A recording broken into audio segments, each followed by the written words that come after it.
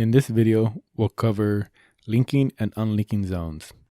This could be useful, for example, in hotel conference rooms that have removable partitions. We'll go ahead and create a new project. We'll name it Hotel. We'll create a new floor for the conference room.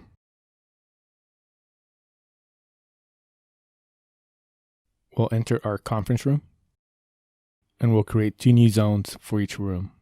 We'll name the zone and select the type of scenario we wish to use. For this example, I'll use a switch scenario. I'll click on Save and create a new zone for room 2. Now we'll move to on-site provisioning. I'll launch the iOS Fulham app. The previously created project will appear. We'll go ahead and enter the hotel and then our conference room floor. Here you can see the 2 zones we pre-commissioned. I'll go ahead and enter room 1. I'll touch the bottom right plus symbol to add devices. Then a list of available devices will appear. I'll select the top device.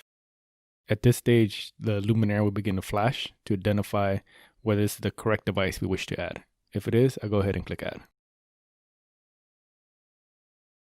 If you select a device and the one flashing is the incorrect one, simply click Cancel. I'll go ahead and add the next device.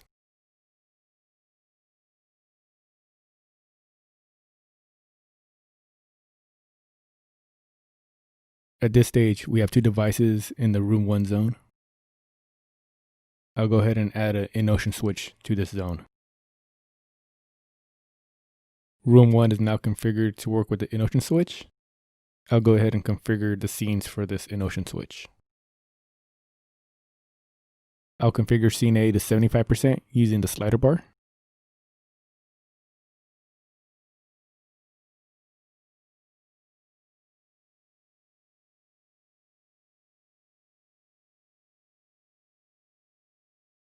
Then I'll configure scene B to 25%.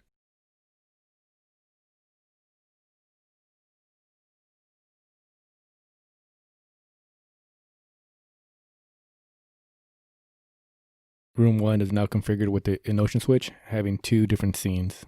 I'll go ahead and configure the zone for room 2 using similar settings. However, I'll use a different in-ocean switch for this room.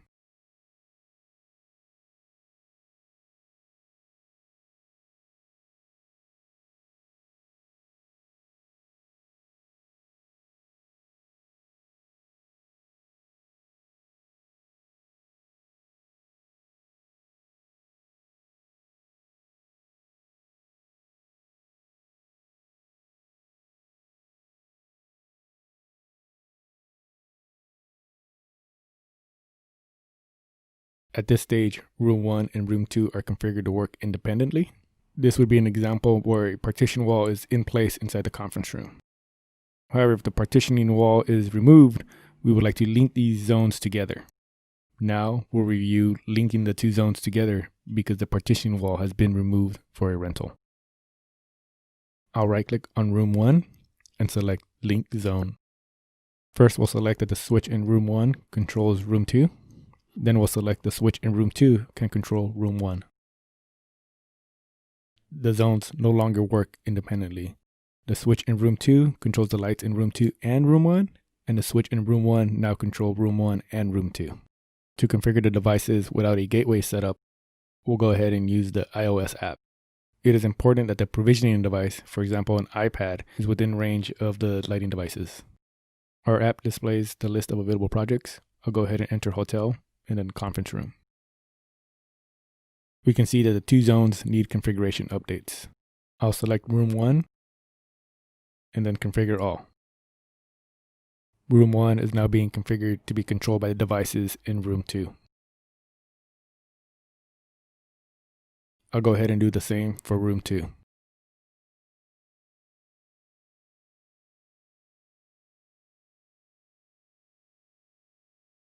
Now the configurations have been pushed to the devices. The switch in room 1 can control room 1 and room 2. And the switch in room 2 can control room 2 and room 1. Going back to the Fulham web app, we can see that the 2 zones are configured properly. Now in the next rental, there'll be a partitioning wall. So we'll go ahead and unlink the zones. Now we've unlinked the zones. So in this case, the switch in room 1 can only control room 1, and the switch in room 2 can only control room 2. Now we'll go back to our iOS app and push the new configuration to the devices. I'll select the zones and then select Configure All.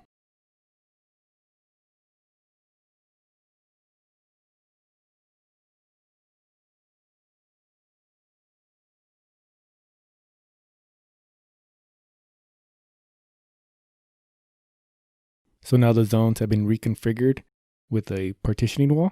So the switch in room 1 only controls room 1 and does not control room 2. And the switch in room 2 only controls room 2 and does not control room 1. This concludes linking and unlinking zones. For more videos about the eliteBlue commissioning tools, please visit fulham.com/videos/eliteBlue.